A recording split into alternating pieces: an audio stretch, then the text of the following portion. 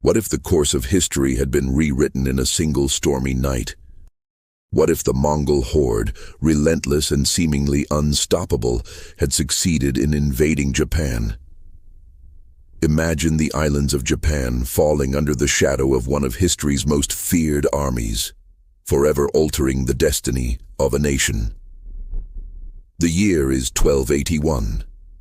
The Mongol Empire, already stretching from the steppes of Mongolia to the heart of China, sets its eyes on the distant Japanese islands. Two massive invasions had already failed, thwarted by the infamous kamikaze, the divine winds, that destroyed fleets and turned victory into disaster for the Mongols. But what if the winds hadn't come?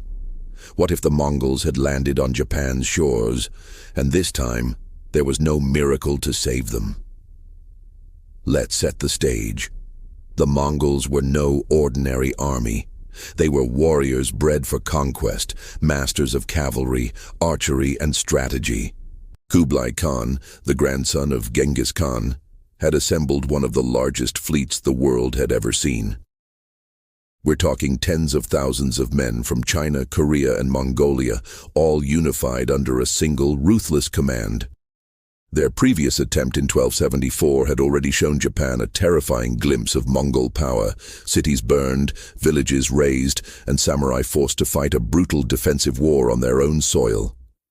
But it all ended in disaster for the Mongols when a sudden typhoon obliterated their fleet. So in 1281, they tried again.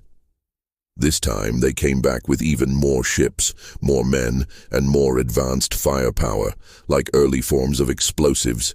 They were determined not to fail, and historically the divine winds came once more, sinking the fleet and saving Japan. But in our alternate timeline, the weather stays calm. The sea is clear, and the Mongol invasion begins. Picture this. The Mongol fleet crashes through the waves, landing thousands upon thousands of soldiers on the beaches of Kyushu. The samurai, legendary warriors armed with swords, spears, and bows, are ready to defend their homeland. But they are facing an enemy unlike any they had ever fought before. The Mongols don't fight with individual honor. They fight as a single, disciplined machine. They coordinate their infantry, archers, and cavalry with terrifying precision.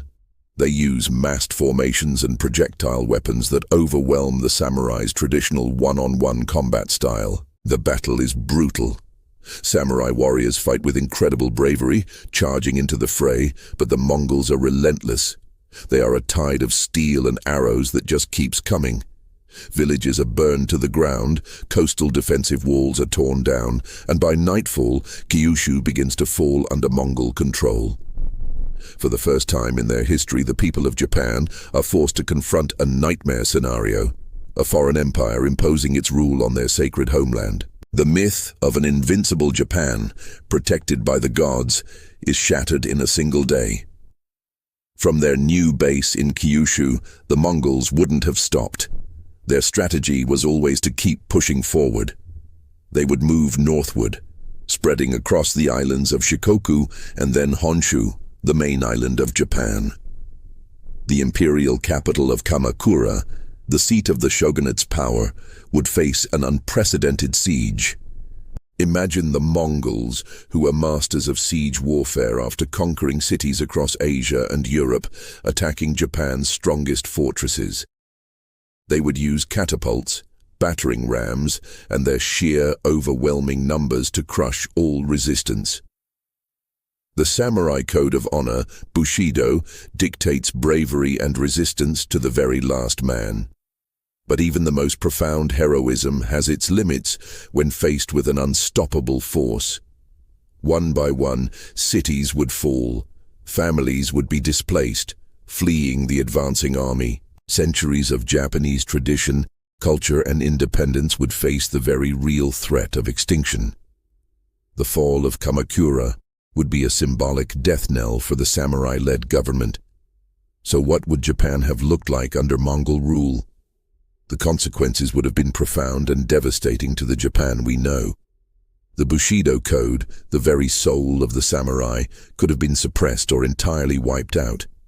Unique Japanese art, like ink painting and lacquerware, and the distinct architecture of its temples and palaces might have been replaced by Mongol and Chinese styles.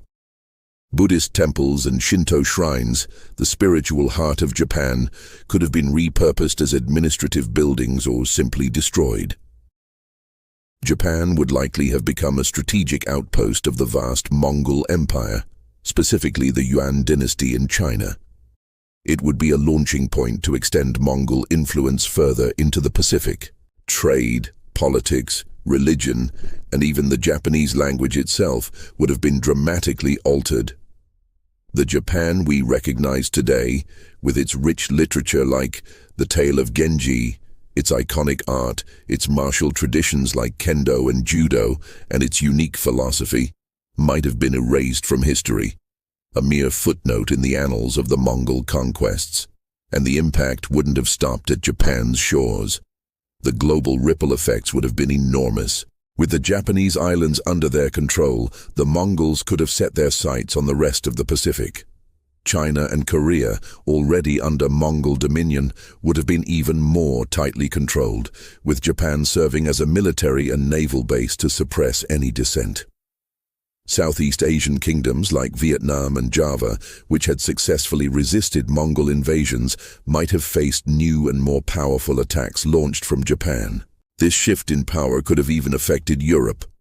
European trade networks like the Silk Road were thriving under Mongol protection, but a more powerful seafaring Mongol Empire could have disrupted global trade in ways we can't even imagine. The entire balance of power across Eurasia might have shifted. Even events like the discovery of the Americas or the rise of European colonial empires might have played out completely differently if a Mongol-controlled Japan had become a dominant Pacific power. But history, as we know it, took a different path. The typhoons came. The kamikaze, the divine winds, did their work. Mongol ships were smashed to splinters against the rocks, and thousands of warriors drowned or were driven back. Japan remained free. The samurai held their islands, and the shogunate continued its rule, allowing Japanese culture to evolve on its own terms. These divine winds, whether you see them as a miraculous act of fate or just a lucky coincidence of weather, preserved a unique culture and a nation that would eventually become one of the most influential in the modern world. The Mongols failed, and Japan's identity remained intact, forged in the crucible of that near disaster. So let's reflect on that. What if the Mongols had succeeded? Imagine a Japan without the code of the samurai, without its ancient art and philosophy, living under foreign rule for decades or even centuries. Imagine how different East Asia, and indeed the entire world, might look today. The divine winds did not just save a nation, they preserved an entire civilization. And in that moment, when the storms gathered over the sea, history could have gone in a completely different direction. It leaves us all to wonder, what if? And perhaps, in the grand tapestry of our past, that is the most powerful what if of all. Thanks so much for watching. If you enjoyed this journey into alternate history, don't forget to hit that like button, subscribe, and ring the bell so you don't miss our next video. Let us know in the comments what other what-if scenarios you'd like us to explore. See you next time.